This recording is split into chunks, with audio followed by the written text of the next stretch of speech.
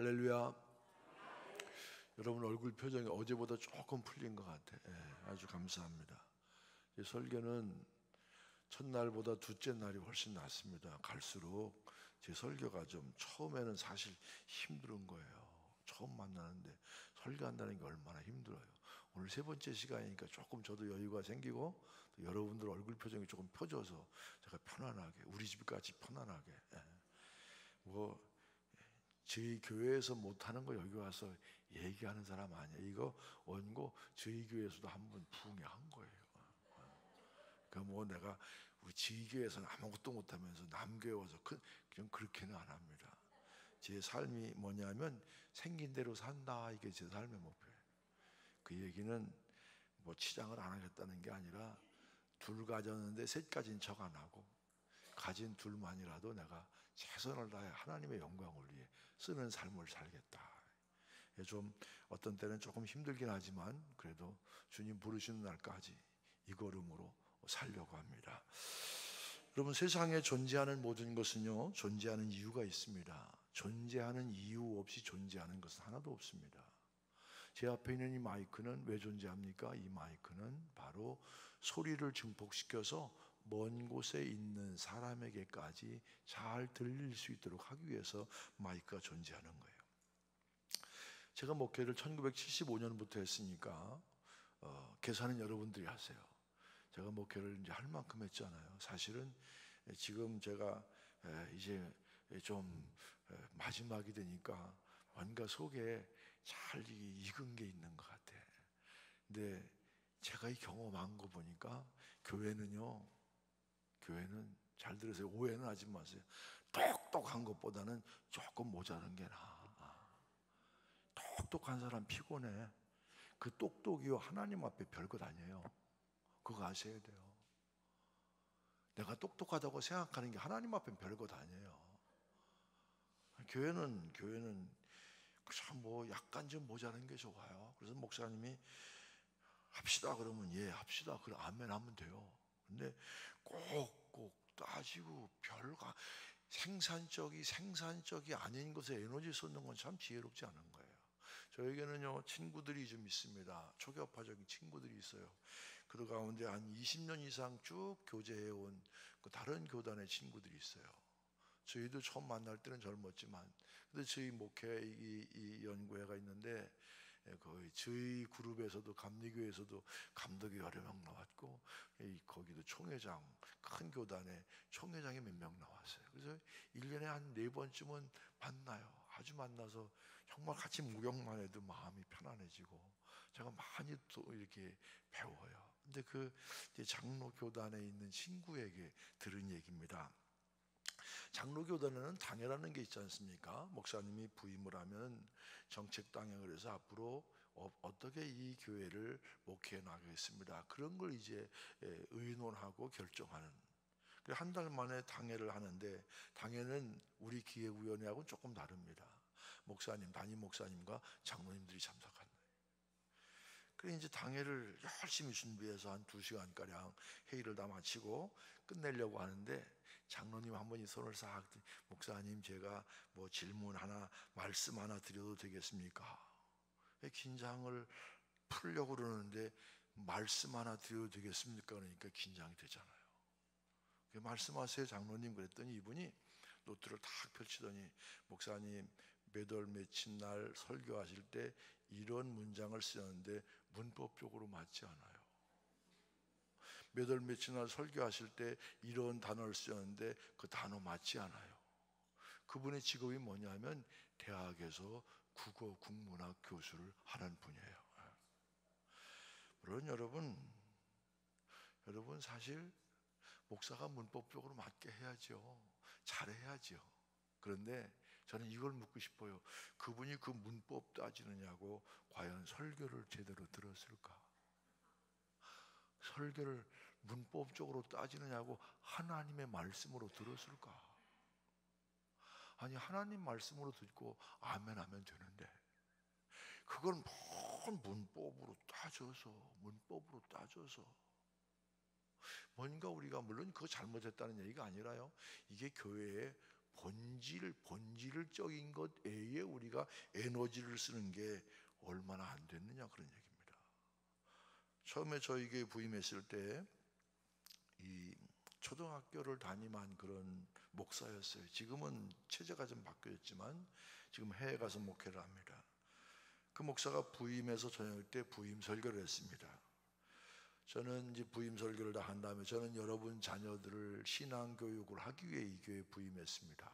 그런데 신앙 교육은 교회에서 목사만 하는 게 아닙니다. 가정에서 부모들이 함께 잘 도와줘야 됩니다. 제가 교회에 와서는 제가 열심히 가르치겠지만 가정에서 부모된 여러분들도 세 가지를 꼭 할 수 있도록 그렇게 지도해 주시길 바랍니다. 첫째, 주일에 예배 드리기 전에 딴 것 하지 않도록 해 주십시오. 두 번째, 아침에 일어나서 성경 보기 전에 딴 것 하지 않도록 해 주십시오. 세 번째, 비전을 발견하기 전에 공부만 하라고 타고 치지 마세요. 그런 얘기예요. 지금 저희 교회를 떠나서 다른 교회로 간 그런 권사님인데 그분은 해외에서 공부도 하고 우리 도내에서 유수한 기관의 단체 기관장도 했어요. 그분이 하루는 얼굴이 환해졌어요. 왜 그래? 뭐 좋은 일이 있어요? 목사님 됐어요. 이제 우리 아들이요 공부하겠다고 책 사달래요. 이제는 됐어요. 그러더라고요. 그 아들이 있는데 고3이 돼갖고도 그냥 그렇게 말썽 부리고 공부를 안 했어요. 그런데 고3이 돼가지고 이제 공부하겠다. 내가 공부하겠다. 공부하겠다고 책 사달라 그런다고 너무너무 좋아하는 거예요. 그의 이 아이가 수학능력고사를 봐서 잘 봤을까요? 못 봤을까요? 잘 봤을까요? 잘 봤을까요? 못 봤으면 이런 얘기 안 하지. 잘 봤어요. 그런데 원하는 대학에 못 들어갔어요. 왜? 내신 성적이 그동안 놀았으니까. 제가 왜 이 말씀 드리냐면 공부라는 것도 내가 왜 공부를 해야 하는지 이유를 발견하면 능률이 올리는데 공부 왜 공부해야 되는지를 모르고 억지로 하는 공부는 고통스러운 겁니다. 이것처럼 힘든 게 없는 거예요. 마찬가지로 우리가 인생을 살면서 신앙생활하면서 왜 신앙생활 해야 하는지, 왜 우리가 교회 생활 해야 되는지, 왜 내가 임원을 해야 되는지 이거를 분명히 알지 못하면 헛소리하고 헛일한다 그런 얘기예요. 간단합니다. 세상의 아이들도 왜 공부해야 되느냐? 하나님이 나를 이 땅에 보내신 하나님의 뜻을 내가 배우는 그 학문을 통해서 하나님의 뜻을 이루기 위해서 내가 공부합니다. 이게 제대로 된 거예요. 참 여러분이 참 어려울 때가 있어요. 언제가 어려우냐면 이 수학 능력 보기 전에 안수기도 하잖아요. 안수기도 하면 저는요 꼭 몇 년째 성경 본문을 똑같이 해요. 뭐라고 하느냐면 심은 대로 거두리라. 왜? 공부 안 한 거 뻔히 아는데 12년 동안. 그런데 하나님 얘 꼭 붙여주십시오 그러면 하나님이 그러실 것 같아. 너 제정신이냐? 제정신이냐? 그럴 것 같아. 그렇다고 또 목사가 그냥 대충 할 수도 없잖아요. 그래서 제가 하나님이 지혜를 주셨는데 하나님 배운 것은 다 생각나게 하여 주시옵소서. 배운 것은 다 생각나게 하여 주.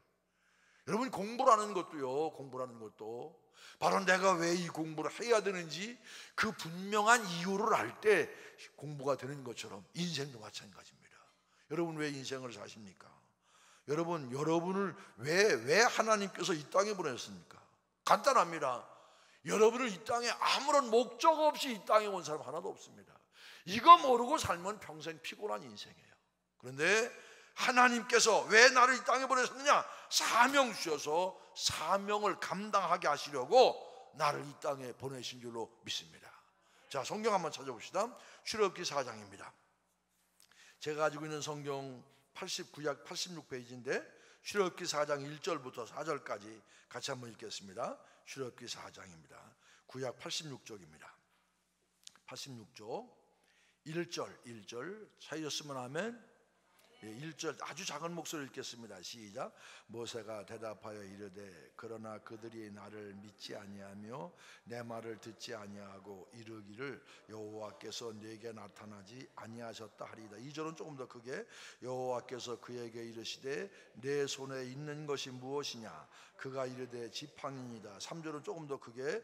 여호와께서 이르시되 그것을 땅에 던지라 하시매 곧 땅에 던지니 그것이 뱀이 된지라. 모세가 뱀 앞에서 피하며. 4절은 아주 크게. 여호와께서 모세에게 이르시되 내 손을 내밀어 그 꼬리를 잡으라. 그가 손을 내밀어 그것을 잡으니 그의 손에서 지팡이가 된지라. 오늘 이 본문은 이런 내용입니다. 예수님께서, 하나님께서 이스라엘 백성들, 이 히브리 백성들, 이스라엘 백성들이 애굽의 바로 밑에 너무너무 고생하니까 바로의 밑에 압제받던 이 유대인들이, 히브리 백성들이 하나님께 부르짖, 하나님 정말 도저히 못 살겠습니다. 우리를 구원하여 주소서. 그래서 하나님께서 그 이스라엘 백성들을 구원하기 위해서 어디에서? 미디안에서 뭐 노릇하는? 목자 노릇하고 있는 모세에게 야 가라, 가서 내 백성을 구원해내라. 가라, 못 갑니다. 가라, 못 갑니다. 내 손에 있는 것이 무엇이냐? 지팡이입니다. 그런 얘기. 여러분, 지팡이라는 게 뭘까요? 노인이 지팡이를 들으면 노인의 지팡이는 몸을 의지하는 것입니다. 지휘관이나 왕이 지팡이를 짚는다면 그것은 통수권, 지휘권의 상징입니다. 그런데 목자의 손에 들린 지팡이는 양떼들을 잘 이끄는 사명의 지팡이입니다. 여러분 보세요. 이스라엘 백성들, 모세가 이 홍해에서 지팡이로 내리칠 때 뭐가 열렸습니까? 여러분, 홍해가 다 갈라지지 않습니까? 그러니까 목자의 지팡이는 바로 이 사명의 지팡이, 이 이끄는, 양떼를 완전하게 이끄는, 애굽에서 가나안까지 이끌도록 하나님이 명령하셨는데 바로 사명의 이 지팡이는, 목자의 지팡이는 바로 사명의 지팡이입니다. 사명을 알기 위해서는 소명을 들어야 됩니다. 소명이 뭡니까? 콜링입니다. 하나님이 부르십니다. 부르심을 경험한 사람들은 반드시 보내심을 받게 됩니다. 사명입니다. 모세야 모세야 하고 하나님이 부르셨습니다. 모세야 모세야 부른 콜링입니다. 내 손에 있는 것이 무엇이냐? 내 사명이 무엇이냐? 이 얘기입니다. 사명이 무엇이냐? 여러분, 사명은요, 사명은 내 손에 있는 것이 무엇이냐? 지팡이입니다. 사명은요, 첫 번째 사명은요, 마음이나 머리에 준 것이 아니라 손에 준 거예요. 무슨 얘기냐면 사명은 행해야 된다, 그런 얘기입니다. 사명을 받은 사람은 감당해야 됩니다. 역시 여기도 충청도 분이 많으셔서 아멘은 집에 가서 하는 줄로 제가 그렇게 다 눈치껏 알겠습니다. 예.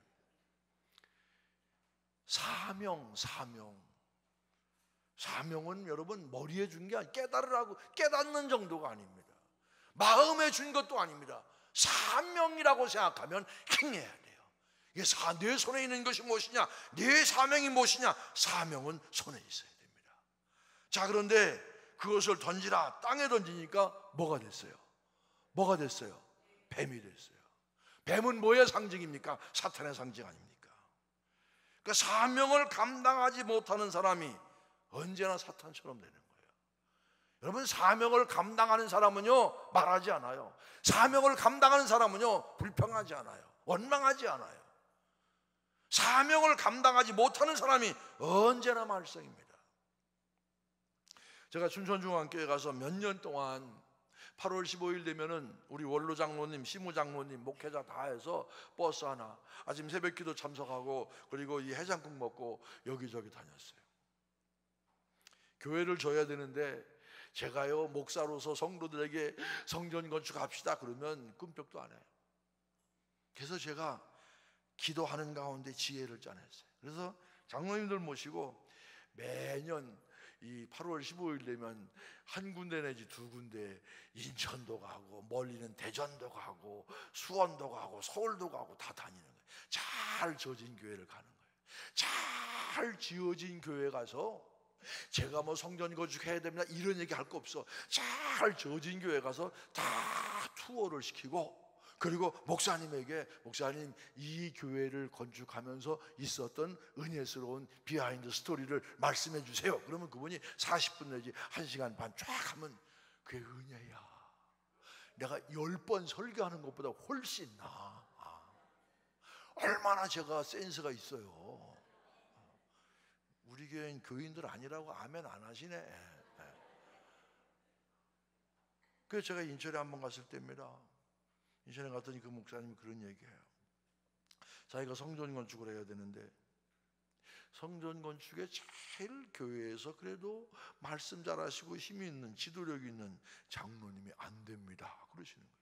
그러니까 이분이 기도원에 들어가서 기도합니다. 3주 동안 기도하는데 3주째 장로님들이 올라오셨어요. 목사님 이제 돌아가십시다. 내려왔습니다. 내려와서 기도하고 내려왔으니까 그 장로님하고 둘이 독대해서 이야기하는 겁니다. 장로님께서 우리 성전 건축을 반대하시는데 용서하세요. 제가 기도하면서 마음에 깨달은 것 말씀드리는 거니까 오해하지 마세요. 아마도 혹시 장로님께서 헌금하기 어려워서 반대하시는 것 아닙니까? 장로님이 어려워서 헌금 못 하시는 건 하나님이 아시고 성도가 알고 장로님이 아시고 제가 알아요. 그런데 장로님이 헌금을 못 하신다고 성전 건축에 대해서 반대하시는 것은 성전 건축, 단순한 성전 건축이 아니라 하나님께 반하는 겁니다. 장로님, 성전 건축은요 돈으로 짓는 게 아닙니다. 기도가 필요합니다. 장로님이요 혹시 헌금에 대한 부담을 느끼시면 기도해 주시면 되지 않습니까? 이 성전 건축이 끝날 때까지 앞장서 기도해 주시면 하나님이 기뻐하시고 이것이 잘 이루어질 텐데 장로님 어떻게 생각하시? 그 장로님 훌륭하신 분이에요. 애지간하면 자존심 때문에 딱 줄 텐데 아니요. 목사님 알았습니다.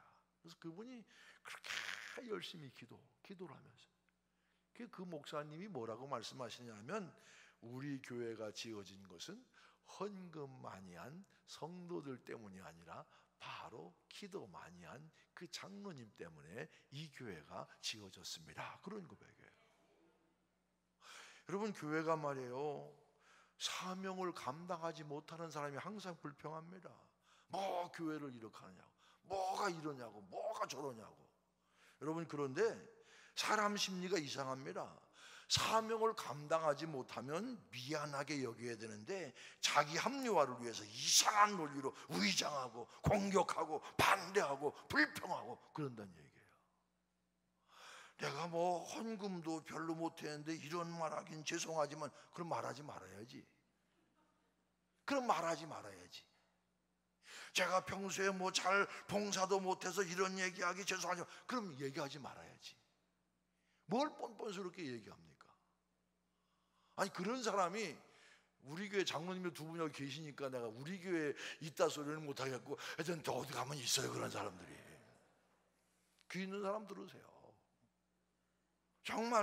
정말 하나님께서 내게 주신 사명을 떨어뜨리는 순간 내 존재는요 하나님의 역사, 하나님의 일을 어떻게 그렇게 위장하고 포장해서 반대합니까?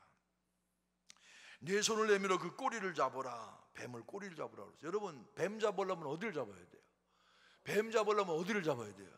그 충청도 양반이시네. 어디가 물으니까 뱀을 잡으려면 대가리를 잡아야 된다 그러더라고요. 여러분 뱀 꼬리 잡으면요 열중 다 물리게 돼 있어요.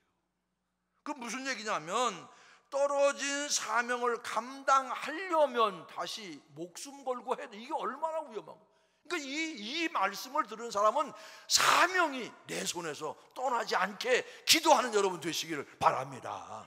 왜? 일단 내 손에서 떠나면 알게 모르게 내가 그런 존재가 돼가. 내가 알게 모르게 그런 존재가 돼요. 오늘 반주한 사람 어디 갔어요? 예.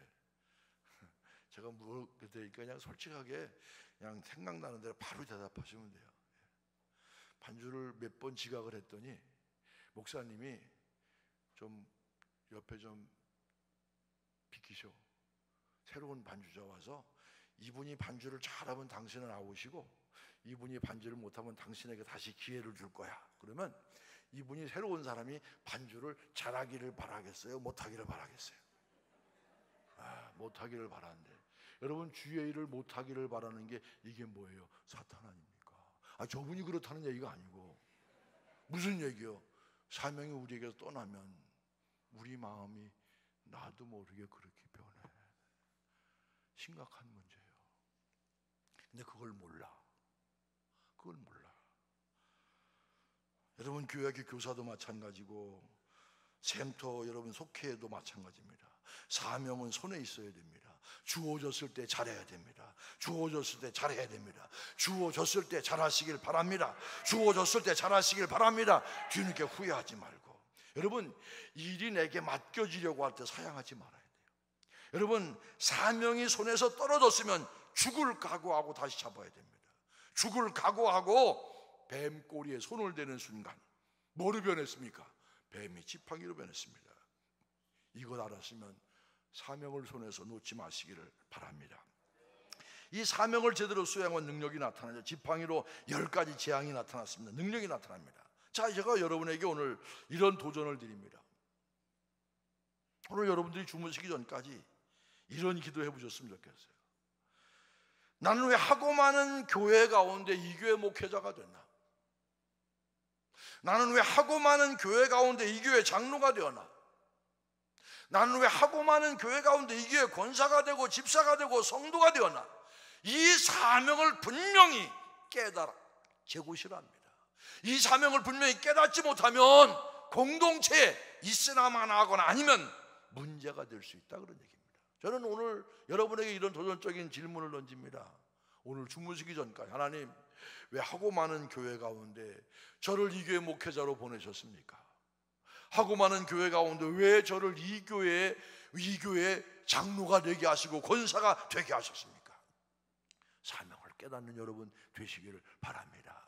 다시 말씀드립니다. 이 사명을 제대로 깨닫지 못하면 그러면 있으나마나한 존재 아니면 공동체에 거치는 존재가 됩니다. 바라기는 목회자, 장로, 권사, 집사, 성도 모든 여러분들이 하고 많은 교회 가운데 나를 일신교회로 보내신 하나님의 뜻을 분명히 깨닫고 사명 붙들고 몸부림치며 기도하며 땀 흘리는 여러분 되시길 주의 이름으로 간절히 축원합니다. 자, 오늘 본문은 사명자에게 주시는 말씀입니다. 사명자에게 주시는 경고가 바로 1절 2절에 있습니다.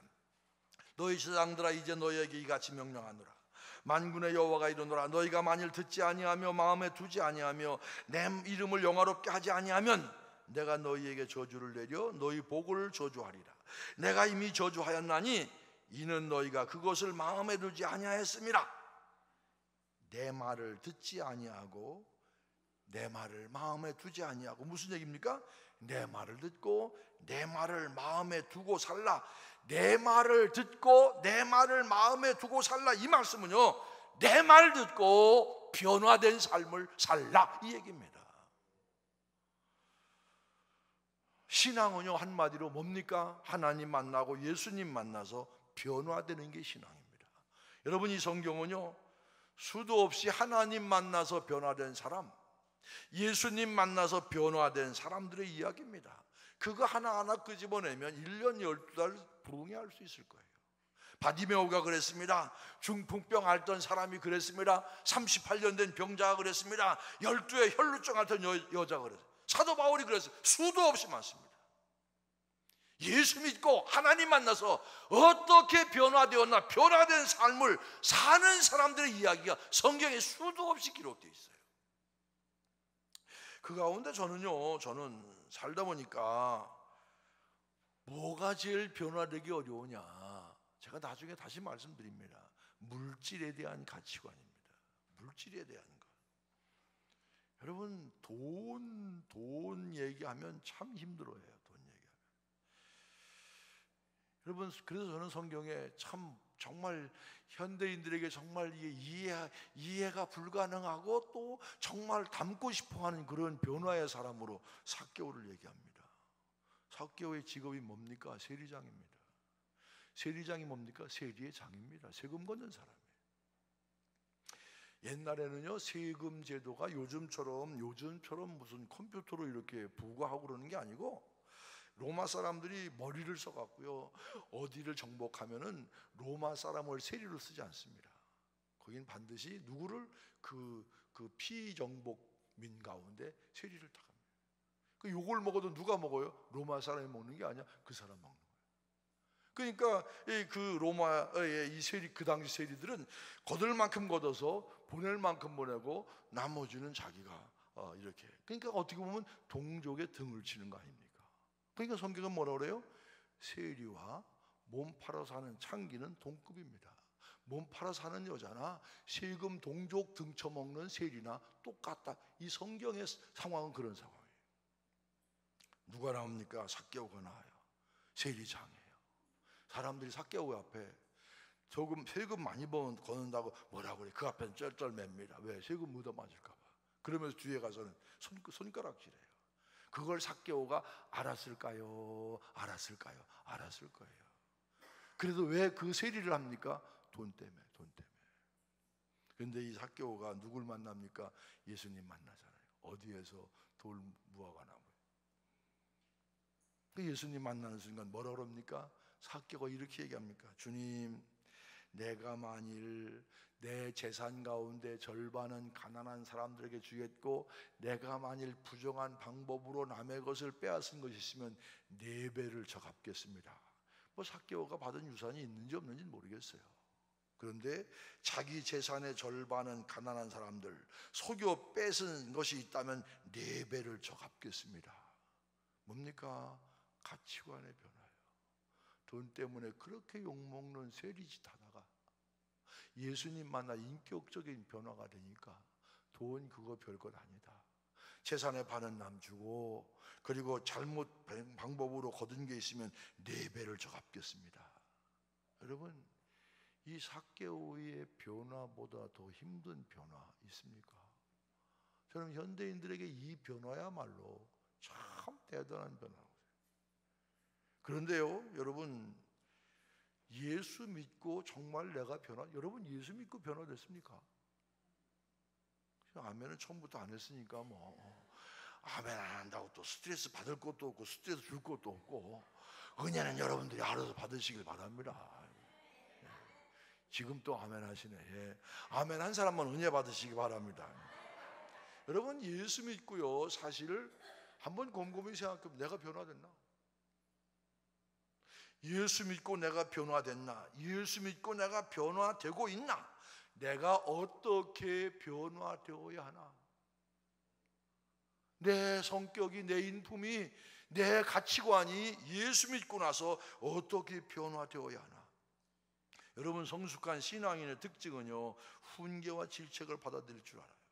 저는 이렇게 표현합니다. 찔림이 은혜다. 시작. 찔림이 은혜다. 한 번 더 시작. 찔림이 은혜다. 어떤 사람은 하나님께서 목사님을 통해서 나에게 찔림을 주시는구나. 내가 회개하고 하나님과 새로운 관계를 형성해서 은혜 받는 주의 백성이 돼야지, 이런 사람이 있는가 하면, 목사님은 왜 나를 때리셔? 목사님은 왜 나를 치셔? 내가 뭘 잘못했다고? 이런 사람들이 있어요. 여러분, 찔림이 은혜예요. 찔림이. 내가 말씀 듣다가 찔림만 한다면 그게 바로 은혜고, 그게 바로 성숙한 신앙의 백성인 줄로 믿습니다. 문자의 특징은 뭡니까? 책망과 훈계를 수용하지 못해요. 책망과 훈계를 수용하지 못한다는 얘기, 회개하지 못한다 이 얘기입니다. 제가 내일 저녁에 다시 말씀드립니다. 회개가 안 되면 그 다음에 은혜가 안 되는 거야. 여러분, 내가 언제 그랬느냐? 내가 뭘 잘못했느냐? 목사가 교회에 부임해서요, 소신껏 설교할 수 있는 기간이, 큰 교회는 좀 시간이 걸리지만 작은 교회는 왜?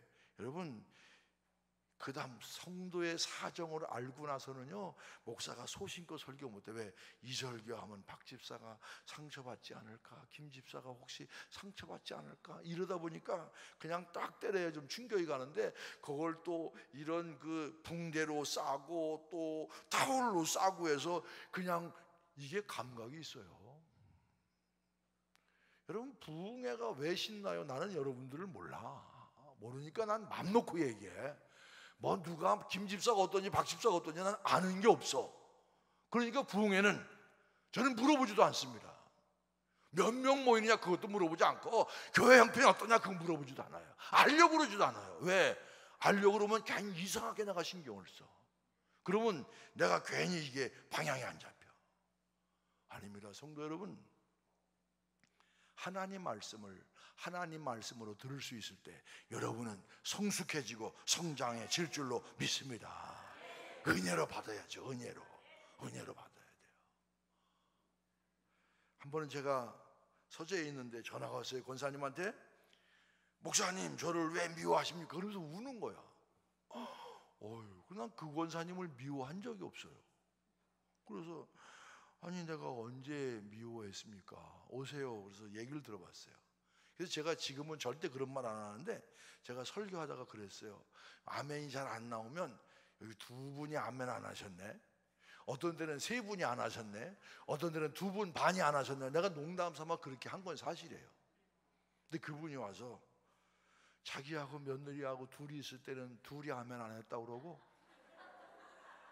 며느리가 임신했을 때는 둘 반이라고 그러고, 애 안고 예배 볼 때는 셋이라고 그랬대. 그래서 제가 그 권사님 붙들고 울었어요. 왜 울었느냐면 안 됐었어. 목사가 자기를 그렇게 미워한다고 생각하면서 주일날 제 앞에 지날 때 인상 쓰고 지냈겠어요. 속으로는 그러면서 빵긋빵긋 웃고 내 앞을 지나갔을 그 권사님 생각하니까 너무 안 됐어요. 나중에 내가 알고 보니까 괜히 이상한 자리에서 안 할 말을 한 거야. 그러니까 이게 뭐예요? 도둑놈이 재발절인 거야. 나는 알지도 못해. 여러분, 사도행전 6장 보면은 최초의 집사를 세우는 일이 있습니다. 문제 발단은 헬라 말을 쓰는 과부들과 히브리 말을 쓰는 과부들 구제 때문에 차별진다고 싸움이 붙었습니다. 이방에서 온 헬라 말을 쓰는 이 히브리 여자들, 과부들, 그 다음에 거기에 본토백이, 사실 교회는 본토백이 사람들을 더 형편을 알 거 아닙니까? 그러니까 아무래도 그 사람들을 더 도왔겠죠. 그랬더니 이방에서 온 사람들, 힘든 사람들이 뭐 그러냐고 난리를 치니까 사도들이 뭐라고 얘기합니까? 일하다 보면 그럴 수 있지 고의가 아니다, 변명하지 않았습니다. 일을 잘할 수 있는 일곱을 세워라. 우리는 오로지 기도하는 일과 말씀 사역에 힘쓰리라. 잘못을 시인해서 변명하지 않았어요. 받아들이는 겸손한 태도입니다. 사도들의 본질적인 사명이 무엇인지 정확하게 인식했습니다. 여러분, 기도와 말씀이 본질입니다. 그 어느 것도, 봉사도 행정도 훈련도 기도와 말씀보다 앞설 수 없습니다. 내 말을 들어라, 내 말을 마음에 두어라, 이 말은 무슨 말씀이든지 하나님 말씀으로 받으면 역사는 하나님이 일으켜 주실 줄로 믿습니다. 이러므로 우리가 하나님께 끊임없이 감사함은 너희가 우리에게 들은 바 하나님의 말씀을 받을 때에 사람의 말로 받지 아니하고 하나님의 말씀으로 받음이니 진실로 그러하도다. 이 말씀 또한 너희 믿는 자 가운데 역사하느니라 그랬어요. 여러분, 하나님 말씀으로 받으면 하나님이 오늘 목사님을 통해서 내게 이런 말씀 주셨네. 여러분, 주일마다요, 일주일 동안 땀 흘려서 기도하면서 말씀 준비해갖고 여러분에게 드릴 때 여러분 다른 생각하지 마세요. 오늘 한 주 동안 세상의 영적 전투에서 승리하도록 말씀의 검을 하나님께서 목사님을 통해 내게 주시는구나. 아멘. 그러면 끝나는 거예요. 뭐 그렇게 따질 게 많아요. 가끔 보면 웃기는 사람이 있어요. 목사한테 와서 예배는 이렇게 드려야 되고 아이고 참 아는 건 많네. 예배를 알면 누가 알겠어요. 또 그래 외식일은 아이고 참 세상에 외식일 배웠으면 내가 더 배웠지. 당신이 배웠어. 당신이나 좀 잘해. 당신이나.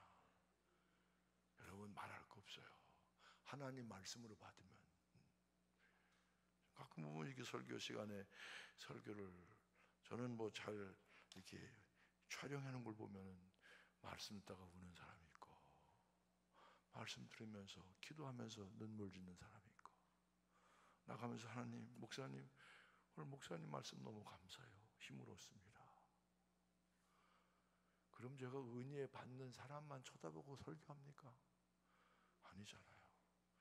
하나님 말씀으로 받으면 누구에게든지 역사가 나타날 줄로 믿습니다. 하나님 말씀으로.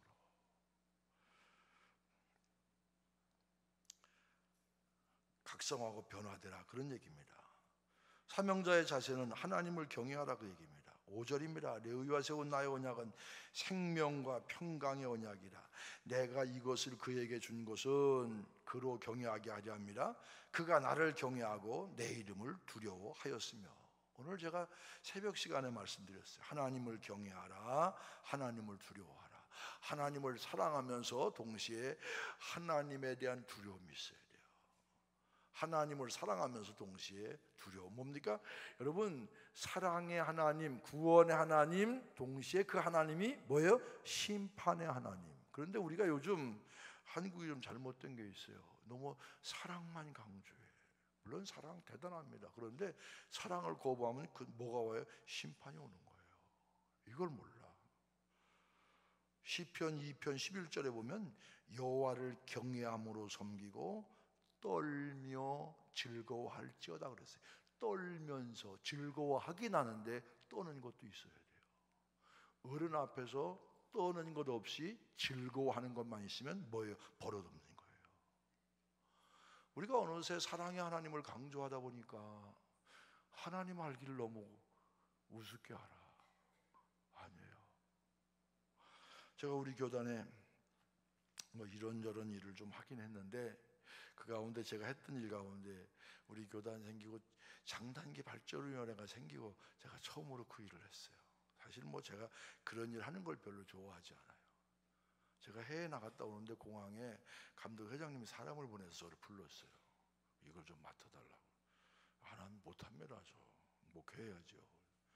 그래도 해달라고 그래서 그걸 했습니다. 유수한 젊은 사람들, 내노라는 사람들을 다 해놨어요. 그래서 제가 그 그룹을 끌고 가는데, 여러분이 똑똑하고 목회 잘하는 사람들이 제 말을 잘 듣겠어요? 안 듣길래 한 번은 불러놓고 내가 야단을 쳤어요. 야, 너 이거 한다고 그랬어, 안 한다고 그랬어? 너 한다고 그래서 너 여기 넣은 거 아니야? 너만 바빠? 나도 바빠. 한다고 그러면 책임을 져야지. 너 그리 잘났어? 목회 얼마나 잘해? 겸손해야지. 네가 예스 했으면 책임을 져야지. 제가 후배들한테요, 셀 때는 쎄. 그러니까 별로 인기가 없어. 인기가 없어. 그래서 그 그룹을 쫙 이끌고 제가 좋은 작품을 많이 냈는데, 근데 교단이 어려워지면서 햇빛을 못 봤어요. 그때 이 제 부위원장 하던 사람이, 그 사람은 장교 출신인데, 한 번은 제가 목사님 기도하세요 그랬더니 기도하는데 뭐라고 기도하냐? 내 눈 뜨고 봤어. 한참 지나더니 시퍼렇게 살아계신 하나님 그러더라고요. 나 숨 넘어가는 줄 알았어. 시퍼렇게 살아계신 하나님. 때때로 제가 가끔 그분의 기도가 떠올려요. 시퍼렇게 살아계신 하나님을 우리가 너무 외면하고 사는 것은 아닌가. 시퍼렇게 살아계신 하나님, 언제나 독생자 예수를 우리의 구원을 위해 십자가의 대속물로 내어주시기까지 사랑하신 그 하나님, 그 하나님은 동시에 심판의 하나님이에요. 여러분, 목회자가 되었던 평신도가 되었던 어떤 경우든 먼저 진정한 진실한 신앙이 돼야 돼요. 심판과 구원은 항상 같이 있어요. 동전양립입니다. 현대교회 문제는 뭡니까? 기본이 안 된 사람이 목회자가 되고 기본이 안 된 사람이 교회 중직을 맡아요. 여러분, 좋은 목회자와 좋은 성도가 만나 신앙생활하는 것, 이것이 감사한 일이고 이것이 행복한 일이에요. 저는 처음 우리 교회 장로가 되면 오랜 시간 함께 대화합니다. 어떤 데는 3시간, 4시간씩. 일단 장로님 되시면 또 장로님의 포지션을 인정해 드려야 되니까 되기 전에 어떤 데는 제가 7주 동안 만나서 한 번 만나면 3시간씩 책 읽어서 발표하고 선배 장로의 경험도 듣고 내가 어떤 장로가 될 것인가 토론도 하게 하고. 근데 그분들이 처음 장로의 직분을 받으면은 목사님 두렵고 떨려요. 두렵고 떨려요. 제가 꼭 이렇게 얘기합니다. 두렵고 떨리는 마음을 은퇴할 때까지 가지고 가면 존경받는 장로 됩니다. 그렇게 얘기해요. 장로님만 그런 게 아닙니다. 목회자도 마찬가지예요. 성도도 마찬가지입니다.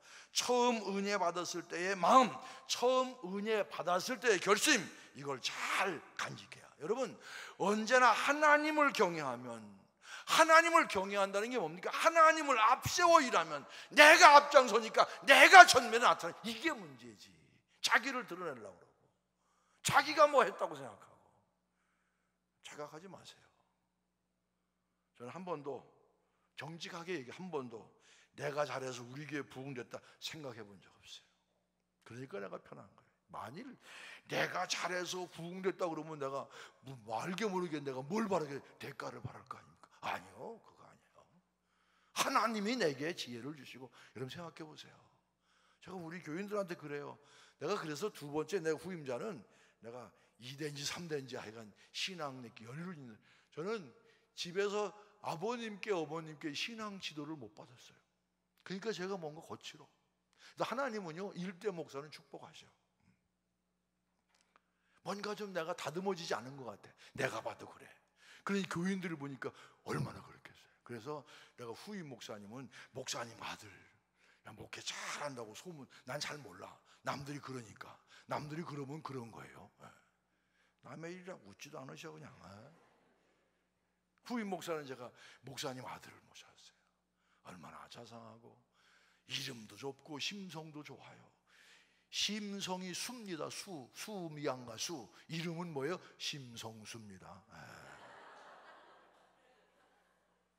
저는 그 목사를 볼 때마다 이제 좀 내가 이게 어려운 때에 내가 이런 시대에는 나와 같은 좀 거칠은 좀 우격다짐도 하고 좀 뭐 소리도 지르고 이런 목회자가 필요하다면 이제는 좀 차분하게 양육하고 키워갈 그런 목사가 필요한데, 하나님은 필요한 때 보내신 거예요. 필요한 때.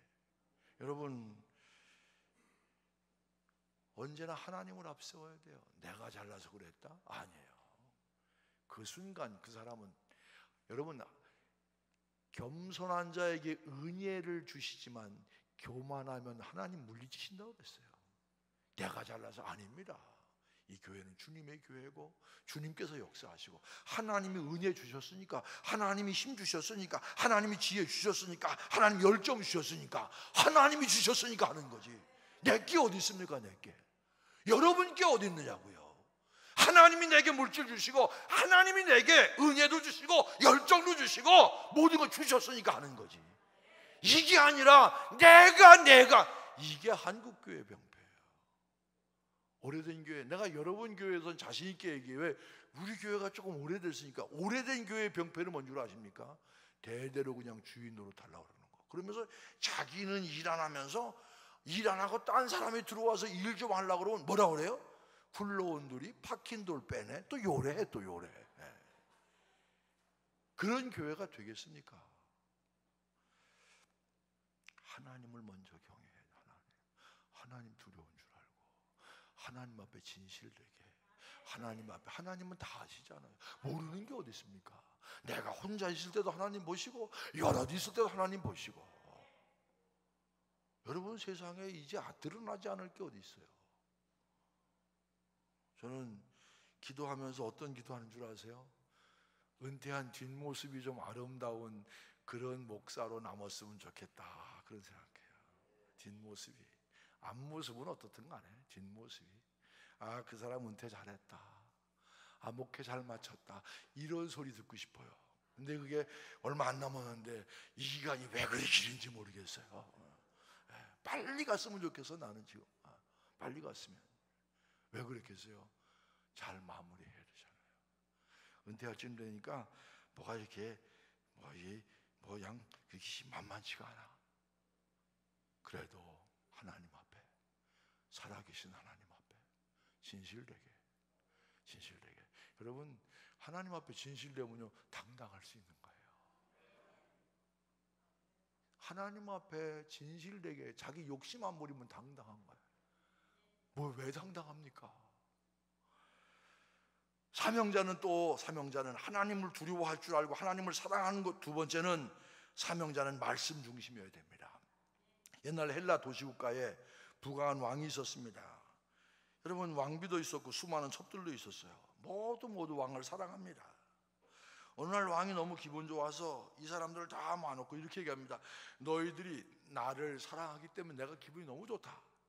이제부터 너희가 원하는 것 한 가지씩만 구하라. 내가 너희에게 선물로 주겠다 그랬습니다. 이 나라의 주권만 빼고. 그러니까 이 왕비들이, 첩들이, 어떤 사람은 보석을 원하기도 하고, 어떤 사람은 집을 원하기도 하고, 어떤 사람은 땅을 원하기도 하고, 어떤 사람은 관직을 원하기도 하고, 어떤 것은, 좋은 것은 서로 가지려고 싸움까지 벌어집니다. 그런데 그 중에 가장 덕망 있는 부인은 아무 소리도 안 해요. 왕이 이렇게 얘기합니다. 너는 원하는 것도 없느냐? 욕심도 없느냐? 있습니다. 저도 원하는 게 있습니다. 뭐냐? 그랬더니 저는요, 왕, 당신만 있으면 됩니다. 저는 목회하면서 우리에게 꼭 있어야 될 것, 말씀, 하나님 말씀. 말씀만 있으면 만사 해결입니다. 말씀이 우리의 중심이 되고, 말씀이 우리의 신앙의 힘이 되고, 말씀이 우리의 길이 되고, 말씀이 우리의 지혜가 될 때, 그럴 때 하나님이 우리를 들어 영광의 도구로 삼아 주실 줄로 믿습니다. 그의 입에는 진리의 법이 있었고, 그의 입술에는 불의함이 없었으며, 제사장의 입술은 지식을 지켜야겠고, 그의 입에서는 율법을 구하게 되어야 할 것이니, 제사장은 만군의 여호와의 사자가 되면, 목회자건 성도건 꼭 있어야 될 것, 하나님 말씀이에요. 말씀을 앞세워야 됩니다. 말씀이 여러분 중심이 되어야 됩니다. 말씀이 여러분 속에 살아있어야 됩니다. 말씀이요, 말씀이. 상식이 아닙니다. 경험이 아닙니다. 말씀입니다. 말씀. 신방을 아무리 잘해도, 구제를 아무리 잘해도, 위로를 아무리 잘해도, 봉사활동 아무리 잘해도 말씀 없으면 오래가지 못해요. 역사가 나타나지 않습니다. 에스겔 47장 보면은 성소에서 흐르는 생수가 있습니다. 이 생수에 대해서 주석학자들마다 얘기가 조금씩 달라요. 어떤 사람은 성령이라고 그러고, 어떤 사람은 축복이라고 해요. 어떤 사람은 말씀으로 해석합니다. 자, 성소에서 물이 흘러나오는데 한참 가다 보니까 물이 발목에, 한참 가다 보니까 무릎에 차고, 한참 가다 보니까 허리에 차고, 한참 가다 보니까 그냥 헤엄쳐서 건너야 될 강이 됐다 그래요. 근데 강 양 옆에 여러분 과일나무가 쫙 들어있고, 과일나무에 뭐가 달려 있어요? 이 과일이 달리고 잎사귀가 있고 세 가지입니다. 첫째는 물이 닿는 곳에 소성함이 있다 그랬어요. 소성함이 뭡니까? 깨끗해진다, 살아난다, 그런 뜻이에요.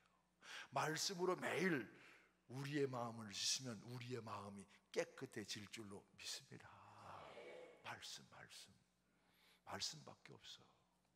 어떤 사람이요, 잠도 안 오고 그냥 불면증에 시달려. 병원에 가도 원인을 몰라. 아무리 약을 써도 안 돼.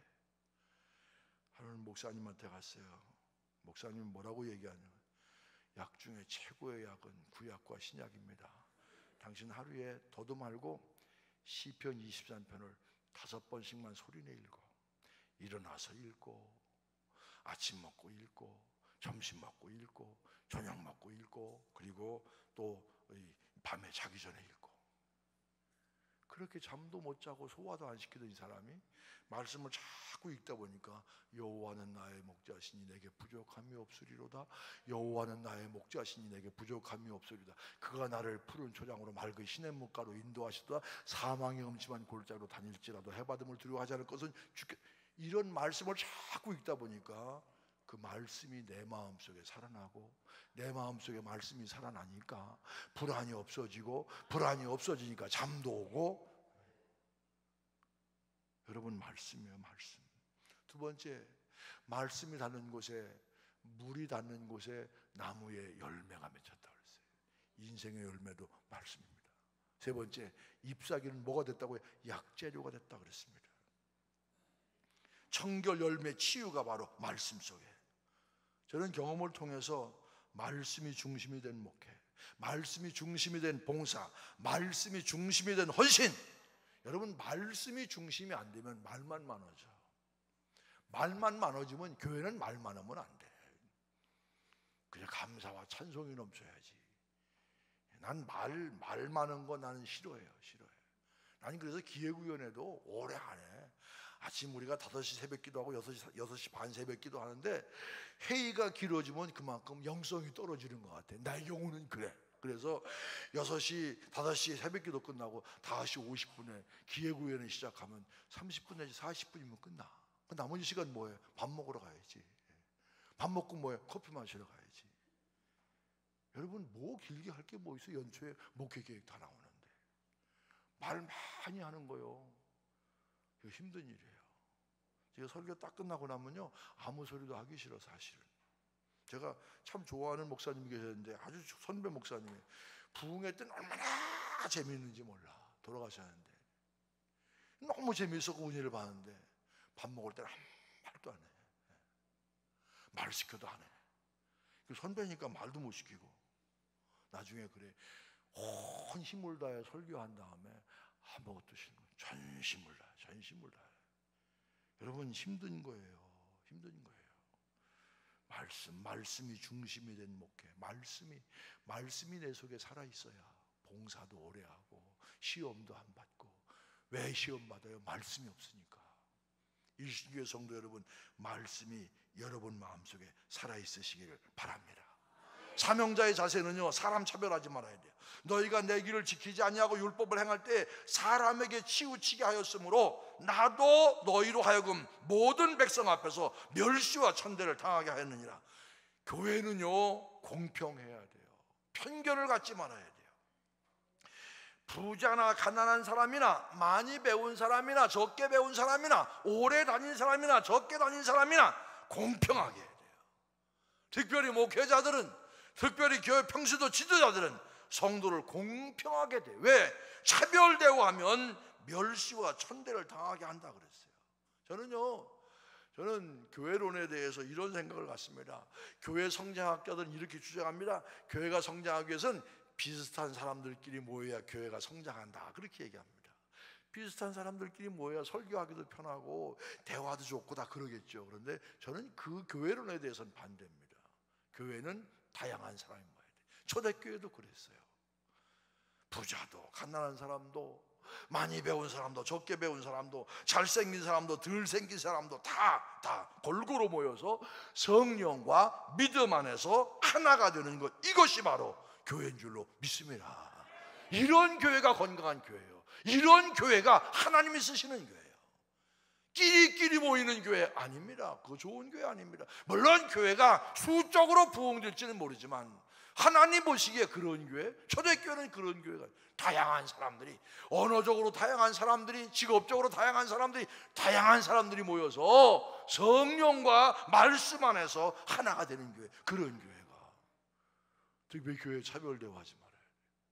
그 목사는요 목회할 때 참 공평하게 대한다는 게 많이 힘들어요. 지금은 제가 거의 신방을 못하지만 처음에 제가 사실은 40도 되기 전에 춘천중앙교회를 갔어요. 아니 뭐 우리 장모님들도 제정신이 아니셨던 것 같아.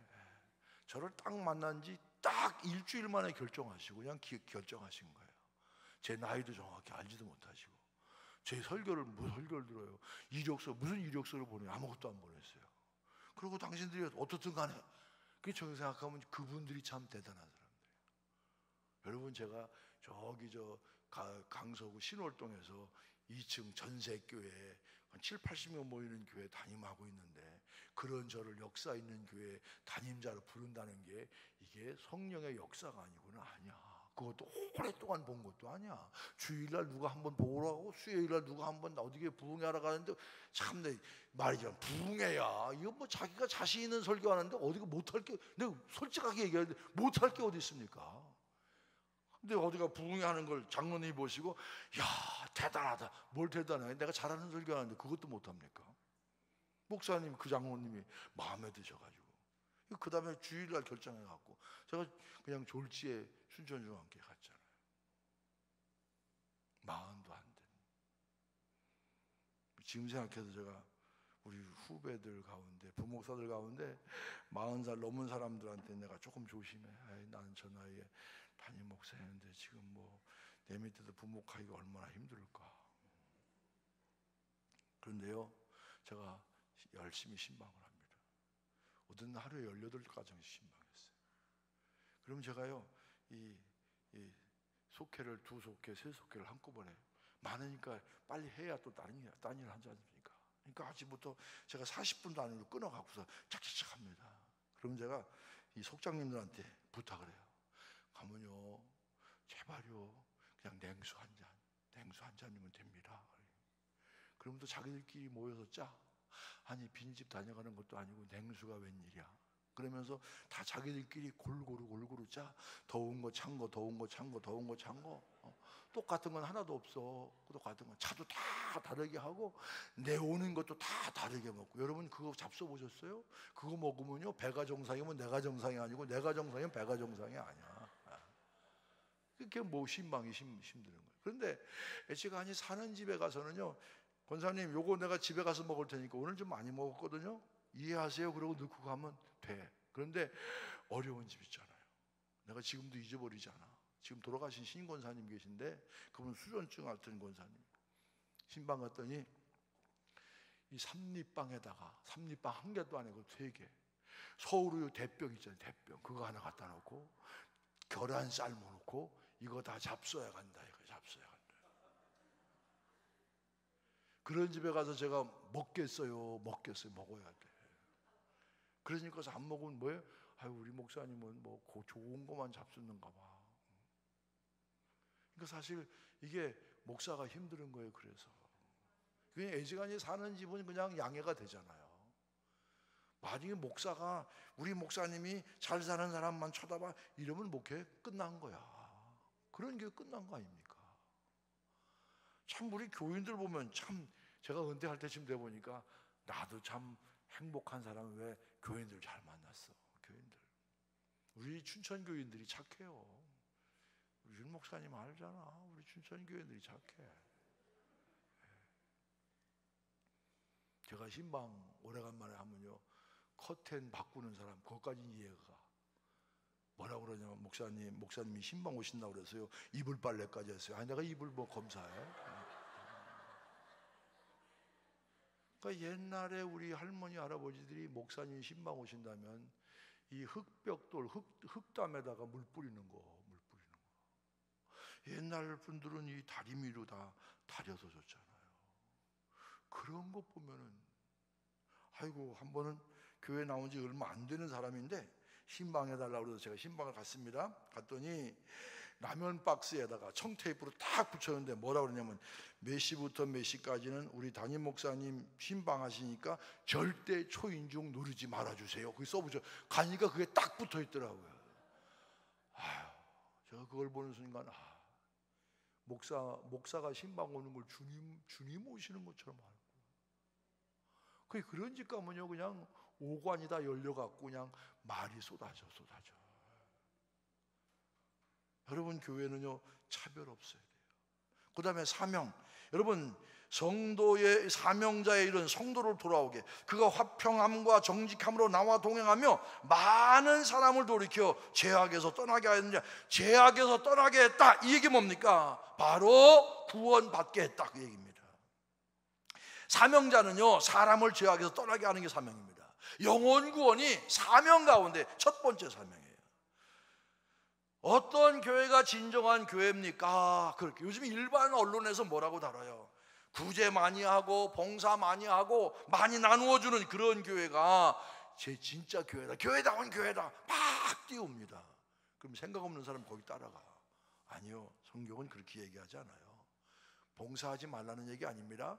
구제하지 말라는 얘기 아닙니다. 그런데 영혼 구원 많이 하는 교회가 진짜 교회야. 왜 그래요? 성령의 역사는 항상 구원과 연결되어 있어요. 오직 성령이 너희에게 임하시면 너희가 권능을 받고 예루살렘과 온 유대와 사마리아와 땅끝까지 이르러 내 뭐가 증인이 되리라. 성령이 임하시면 권능을 받고 증인되는 것, 이게 바로 성령 충만한 사람들이에요. 저는 그렇게 정의합니다. 방언하는 것도 괜찮아요. 다 괜찮은데 진짜 성령 받은 사람이 할 일은 증인되는 거예요. 왜 하나님께서 초대교회에 성령을 주셨어요? 전도하라고. 여러분, 교회를 크게 짓는 이유가 뭡니까? 자랑하려고요? 아닙니다. 성도를 모이게 하려고. 적어도 전도하기 위해서는 교회가 매력 있는 교회가 돼야 돼요. 사람이 매력 있는 사람이 돼야 되고, 교회가 매력 있는 교회가 돼야 돼요. 교회를 처음에 건축하고 나서 교회가 아래층 차기도 힘들어요. 그러니까 맨날 장로님들이 기도하시면서, 하나님 우리 빈자리를 채워주옵소서, 그럴 때마다 목사는요 가슴이 그냥 찔리는 것 같아. 그래서 제가 하루는 장로님들한테 그렇게 장로님, 그 빈자리 하지 마세요. 그러잖아도 내가 지금 속이 답답한데 그러지 마시고, 하나님 예비된 자리에 예비된 영혼을 보내주시옵소서. 이렇게 좀 돌려서 얘기해 주세요. 여러분, 왜 우리가 교회를 아름답게 꾸밉니까? 여러분이 매력의 포인트가 돼야 돼. 성도가. 아무개 교회 교인은 뭐가 달라? 여러분들이 뭡니까? 너는 그리스도의 편지, 여러분을 볼 때마다 주님을 볼 수 있어야 돼요. 여러분을 볼 때마다 똑똑한 잡스가 아니라, 바로 스티브 잡스가 아니라 주님을 볼 수 있어야 돼요. 주님을. 여러분 얼굴, 여러분의 삶이 그런 매력적인 삶이 될 때, 아무개 교회 나가는 사람은 뭔가 매력 있어. 저는 우리 교회에서는 전도하는 사람을 다른 상은 안 줘요. 전도하는 사람은 상 줍니다. 요즘 빡세게 노방전도 시킵니다. 왜? 내년 2019년 말에 우리 바로 저희가 파른 땅이 있는데, 그 땅 위에 이 서울서도 좋아하는 이편한 세상 대림 아파트 제일 좋은 등급, 또 2,900세대가 들어와. 거기 우리 바로 그 아파트 단지에서 우리 교회까지 그냥 도로를 내. 그렇게 약속하고 땅을 팔았으니까 남일이라도 좀 좋아하세요. 그런데 저희는 준비시키는 게 있어요. 성도들로 하여금 째째하고 쪼잔하고 아니고 매력적인 전도 열심히 합니다. 전도는 하루아침에 되는 게 아니에요. 전도 가운데 제일 좋은 건, 요즘 참 전도에서 오는 것도 겁나요. 왜? 잘못하면 뭐가 묻어 들어와? 신천지. 그래서 내가 우리끼리 모이면 그래요. 야, 새로 오는 사람들 가운데 혹시 신천지 끼어들어오지 않았나? 눈 똑바로 뜨고 기도하면서 분별해내라 그래요. 별 사람 다 있어요. 와, 흔드는 사람. 한 번은 제가 있는데 제 사무실에 왔어요. 기도 받으러 쭉. 어떤 때는 줄을 서야 돼요. 예배 끝나고 제 사무실 앞에 상담실에 기도 받으러. 근데 기도 받으러 온 사람 모르겠어요, 제가. 솔직히 제가 우리 교회 모르는 교인들이 좀 있어요. 사람이 많으니까. 근데 모르는 사람이에요. 그리고 우리 교회 교인이십니까? 그랬더니 교인이라고 그러기도 아니고 아니라고도 아니고. 언제부터 우리 교회 나오는데. 뭐 어떻게 오셨어요? 그랬더니 하나님이 목사님께 말씀 안 하셨나요? 여기 이상하구나. 그래요? 왜요? 하나님이 가라고 그러셨어요? 가라고 그랬대. 그래요? 그러면 나한테 하나님이 당신 만나라고 사인할 때까지 기다려. 전화번호 써놓고 가. 어디서 그런 행위 보따리를 해. 목사는 담대해야 돼.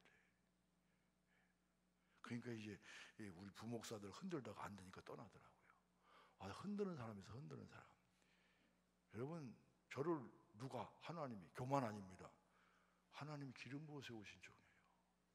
필요하면 하나님이 사인을 주세요. 저는 첫 목회 때부터 신비한 체험을 많이 한 사람이에요. 제가 이렇게 논리적으로 설교하니까 그런 체험이 없는 줄 아시죠? 아닙니다. 하나님이 필요하면 나에게 주시지.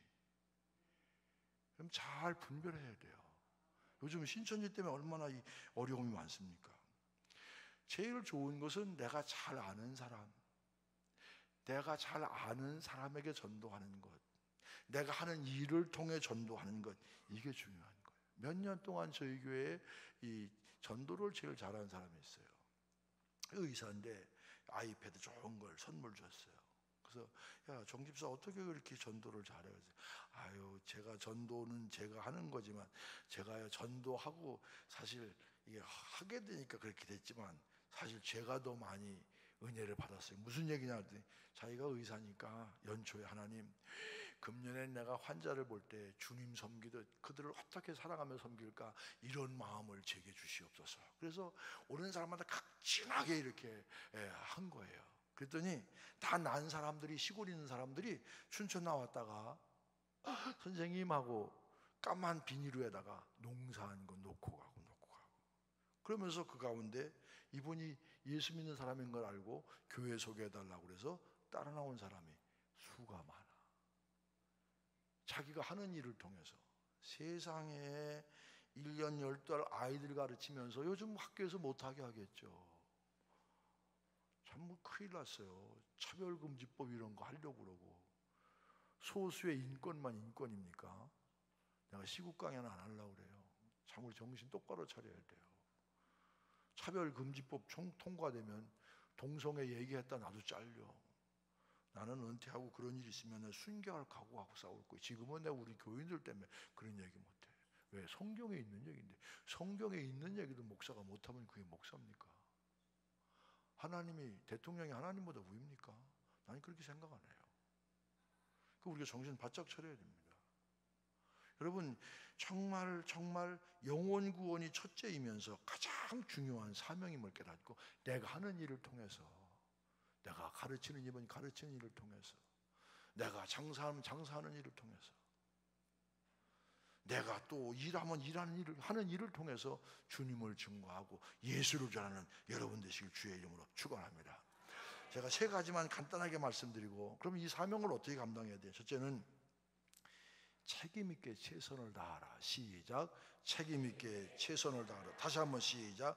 책임 있게 최선을 다하라. 마태복음 25장 보면 달란트 비유가 있습니다. 5달란트 받은 사람 5달을 남기고, 2달란트 받은 사람 2달을 남겼어요. 1달란트 받은 사람은 묻었어요. 만일 1달란트 받은 사람이 1달란트 남겼다면 하나님이 그를 벌 주셨을까요? 안 주셨을까요? 안 주셨을 거예요. 5달란트나 2달란트나 똑같이 토시 하나 안 틀리고 똑같이 축복합니다. 잘하였도다 착하고 충성된 종아, 내가 작은 일에 충성했으면 많은 것으로 내게 맡기리니 주인의 즐거움에 참여할지어다 그랬어요. 뭐 5달을 남겼다고 더 칭찬하는 거예요. 내가 죽도록 충성하라. 그리하면 내가 생명의 면류관을 내게 주리니 맡은 자들에게 구할 것은 충성이라. 충성이 뭡니까? 충성이라는 것은요, 한결같이 내 마음에 내킬 때만이 아니라 내 마음에 내키지 않아도 한결같이 내 컨디션이 좋든 나쁘든 내 기분이 내키든 안 내키든 주님의 몸된 교회를 위해 한결같이 최선을 다하는 것, 이게 바로 충성이에요. 충성. 제가 이제 은퇴 내가 얼마 안 되니까 내가 요즘에는 좀 센 얘기를 해요. 강대상에서 내가 작심하고 하는 소리를 하고. 그랬더니 누가 TV에서 그 얘기를 듣고, 권 목사 요즘 목소리가 세진 것 같아. 예, 얼마 안 남았으니까요. 제가 우리 교회에서 설교할 거 나는 몇 번 남았는지 알아요. 불과 얼마 안 남았습니다. 그래서 제가 마지막 센 얘기 하는 거예요. 제발 좀 삐지지 말라고. 교회라면서 삐지지 말라고 좀 제발. 목사 속을 알아? 뭘 알아? 여러분, 목사가 힘든 거예요. 난 나왔을 때가 최고로 좋아. 왜? 입고 싶은 대로 입고 하고 싶은 대로 다 하잖아요. 조금 잘 입으면 목사가 사치하다 그러고, 조금 덜 입으면 드릴 만큼 드리는데 궁색 떤다 그러고, 빨간 거 매면 너무 화려하다 그러고, 좀 진한 거 매면 좀 칙칙하다 그러고, 별 소리를 다 해. 어디 맞춰야 돼? 다 참아야 돼. 버텨야 돼. 그렇게 사는 게 목사야. 여러분들이 생각하는 목사의 상이 다가 아니에요. 여러분들이 생각하는 목사의 마음이 다가 아니야. 오늘 후배들 여럿을 만났어요. 고맙더라고요. 후배들 여럿이 만나서 문자를 보내왔어요. 오늘 좀 왔다고. 여러 후배들이 문자를 보내왔어요. 네, 세 후배가 커피숍에 갔는데 만났어요. 우리 지금 목사님 부러워한다고. 왜 부러워하느냐고. 참 지금 어려운 때인데 목사님 은퇴하시지 않느냐고. 목사님 은퇴하는 게 너무 부럽다고. 여러분, 목사들 힘들어요. 여러분들이 생각하는 것만큼 그렇게 쉬운 게 아니야. 그래도 사명이니까 한결같이 목사가요 기분 내키는 대로 아니에요. 밤새도록 속상해 울어도 새벽엔 기도해야 돼. 그게 목사예요. 한결같이. 여러분들도요 한결같이. 뭐 마음에 든다 안 든다 아니에요. 언제나 최선을 다해야 돼요. 여러분 토스카니인이라는 사람 아시잖아요. 이 사람이 여러분 잘 못 보는데 악보를 다 암기해 갖고 연주하다가 지휘자 데뷔해 갖고서 아주 유명한 사람 아닙니까? 이 사람이 아들이 마지막 연주할 때 기자가 그 아들한테 물었어요. 당신 아버지 토스카니는 에게 뭐가 중요합니까? 그랬더니 뭐라고 하죠? 우리 아버지는요 바나나 깔 때나 오케스트라 지휘할 때나 언제나 최선을 다하십니다. 바나나 깔 때 최선을 다하는 게 뭐 있어요? 언제나 최선을 다하는 것. 사명받은 자는 언제나 최선을 다해. 기분이 나쁘든 좋든 내 몸의 컨디션이 좋든 나쁘든 핑계대지 마세요. 최선을 다하는 것. 그렇게 사셔야 돼요. 목사만 그렇게 살아야 돼요. 여러분도 그렇게 사셔야 돼요. 제발 삐지지 마세요. 여러분 뭐 기분 나쁠 때 있지요. 목사가 고의로 그러는 거 없어요. 참 뭐 어디를 맞추지를 못해 사실. 나는 그냥 모르는 척하고 나는 교인들이 뭐라고 그래도 몰라. 내가 3년 뒤에 내가 알아. 그러니까 알 때쯤 벌써 문제 해결됐어. 하나님이 내게 그러는 사람을 주셨어. 교인들이 뭐라고 암만 그래도 난 몰라. 하나님 내 귀 막아주셨어. 3년 뒤에 알아. 3년 뒤면 다 끝났어 문제. 그러니까 31년 동안 왔지.